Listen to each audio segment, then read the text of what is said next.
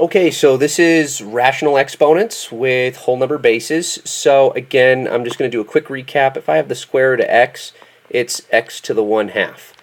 If I had the cube root of x, that is x to the 1/3. If I have the fourth root of x, that is x to the 1/4. If I have the fifth root of x, that is x to the 1/5. Okay, so I think you're getting the idea here. Now, when I have this, what we're looking for is the one number multiplied by itself, either 2 times, or 3 times, or 4 times, or 5 times. That adds up to whatever the base is. Okay, so let's look at some actual examples. So if I have 8 to the 1/3, I know that that is the cube root of 8, which means I am looking for the one number multiplied by itself 3 times to get 8. So let's look at that. If I take 1 times 1 times 1, I get 1. If I take 2 times 2 times 2, I get 8. Aha! So the base that I'm looking for is 2. This means that this is 2 cubed times 1/3, or the cube root of 2 cubed. Basically, these cross each other out, and I am left with the number 2. And that's it. So let's look at another example. Let's look at 81 to the 1/4, or the fourth root of 81. Well, 1 times 1 times 1 times 1 equals 1.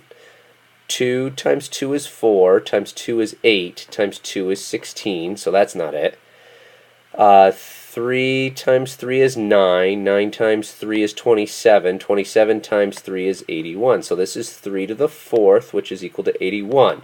Therefore, I can come back over here and say, oh, that's 3 to the 4th times 1/4, or the fourth root of 3 to the 4th cancels the 4s, leaving me with 3.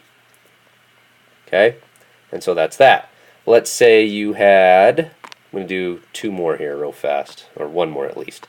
Let's say 64 to the 1/4. Let's go 1/5. See if that'll work. So I'm looking for one number multiplied by itself 5 times that gives me 64. Obviously 1 won't work, so I'm not even going to do that one. Let's go 2 times 2 is 4, times 2 is 8, times 2 is 16. So 2 times 2 is 4, times 2 is 8, times 2 is 16, times 2 is 32. So 2 to the 5th is simply 32, so that won't work.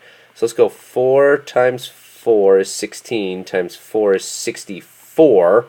So we know that 4 cubed equals 64. So really, with this, there isn't any solution to this one.